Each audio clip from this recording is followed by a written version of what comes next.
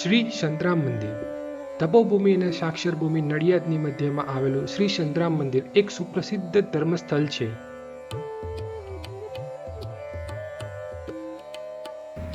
તો દોસ્તો આવો ચલો જાણીએ સંતરામ મંદિરનો ઇતિહાસ. ભગવાન દત્તાત્રેયના અવતાર યોગીરાજ અવધૂત શ્રી સંતરામ મંદિર તેના આદ્ય સ્થાપક છે. ગિરનાર પર્વત ઉપર માનવ કલ્યાણ માટે તેઓ અવતરિત થયા. ત્યાંથી ગામે ગામ વિચરણ કરતા, લોકોને જ્ઞાન, ભક્તિ અને યોગનો ઉપદેશ આપતા અને માનવ કલ્યાણના કેટલાય કાર્યો કરતા કરતા મહારાજ શ્રી નડિયાદની સીમમાં પીપલક ગામમાં પધાર્યા. નડિયાદના એક જાણીતા ધરતીપુત્ર પૂજાભાઈ પટેલના ખેતરમાં રાયણ વૃક્ષના તળની બખોલમાં મહારાજ શ્રી નિત્ય આસન લગાવીને ધ્યાન કરતા અને સ્નાન કરવા પાસે આવેલ ડુંગા કુઈ ઉપર જતા.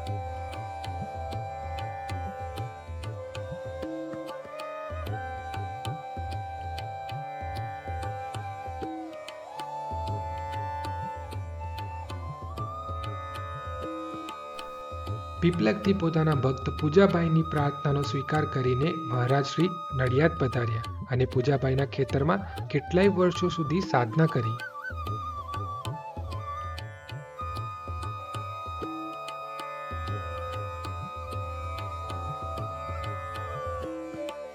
સંવંત 1887ના મહા મહિનાની પાવન પૂર્ણિમાની સાંજે પરમ પૂજ્ય શ્રી સંતરામ મહારાજ મહાસમાધિમાં લીન થઈ ગયા.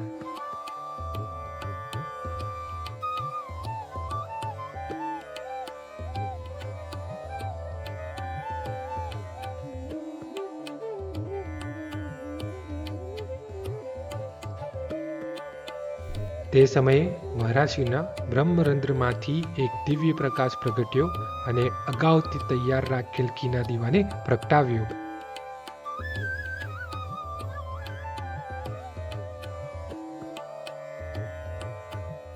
જે આજે પણ અખંડ જ્યોત સ્વરૂપે સર્વના કલ્યાણ માટે પ્રકાશિત છે.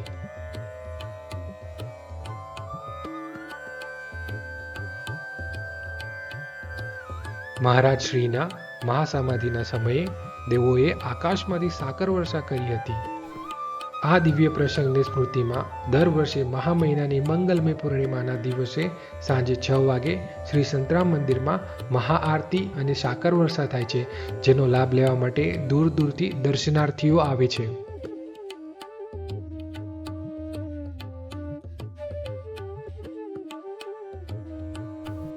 તે દિવસે મંદિરના મહંત શ્રી પરમ પૂજ્ય સંતરામ મહારાજની વર્ષમાં એકવાર સમાધિ સ્થાનની આરતી ઉતારે છે.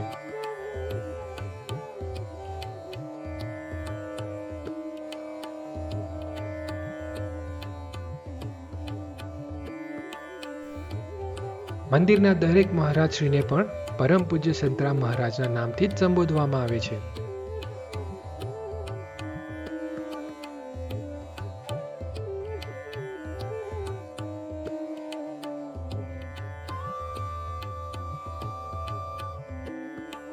મહારાજશ્રીની મહાસમાધિ પછી એમના પટ શિષ્ય પરમ પૂજ્ય શ્રી લક્ષ્મણદાસજી મહારાજે દિવ્ય સમાધિ સ્થાન અને એની ઉપર શિખરબદ્ધ મંદિરનું નિર્માણ કર્યું.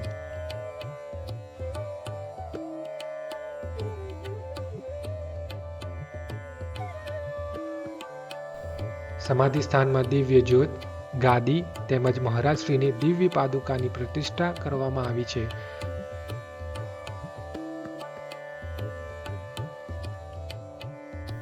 મહારાજશ્રીની સમાધિની જમણી બાજુએ પરમ પૂજ્ય શ્રી લક્ષ્મણદાસજી મહારાજની સમાધિના દર્શન થાય છે.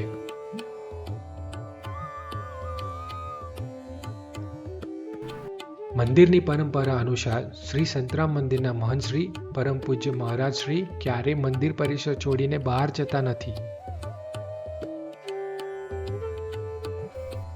શ્રી સંતરામ મંદિર આકાશવૃત્તિ ઉપર ચાલે છે.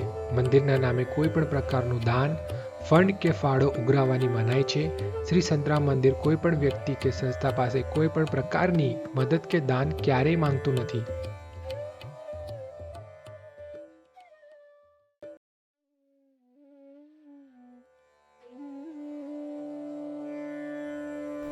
શ્રી સંતરામ મંદિરમાં કોઈ મૂર્તિ નથી.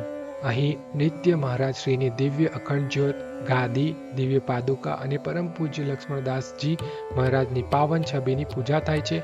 આ સિવાય કોઈ પણ મહારાજ શ્રીની છબી રાખવામાં આવતી નથી.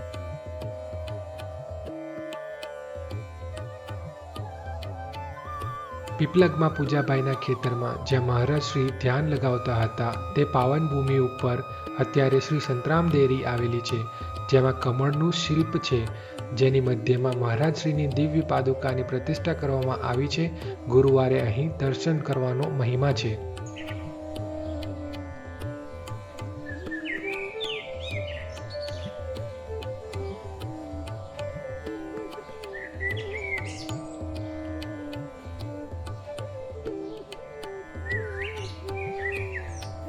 ડુંગાકુઈમાં જ્યાં મહારાજ શ્રી નિત્ય સ્નાન કરવા જતા તે પાવન ભૂમિ ઉપર હાલમાં શ્રી સંતરામેશ્વર મહાદેવનું નિર્માણ થયેલ છે.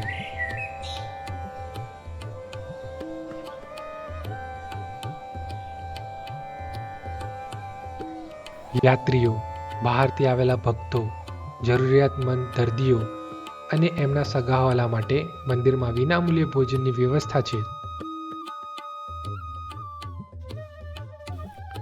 દુકાળ, આગ, પૂર, ધરતીકંપ, રેલ અકસ્માત જેવી કુદરતી આફતોમાં શ્રી સંતરામ મંદિર દરેક પ્રકારની સહાય કરે છે.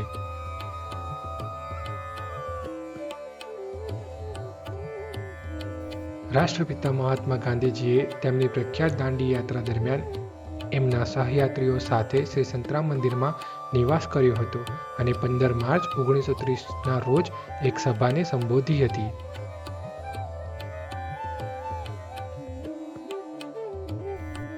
શ્રી સંતરામ મંદિરના શાખા મંદિરો કરમસદ, ઉમરેઠ, વડોદરા, પાદરા, કોયલી, પચેગામ, રઢુ, કાલસર, વાંકાનેર, પીપલગ, સલુણ, વરાડ, નરસંડા, સરસવણી, સોજિત્રા, ચકલાસી અને રાણિયામાં આવેલ છે.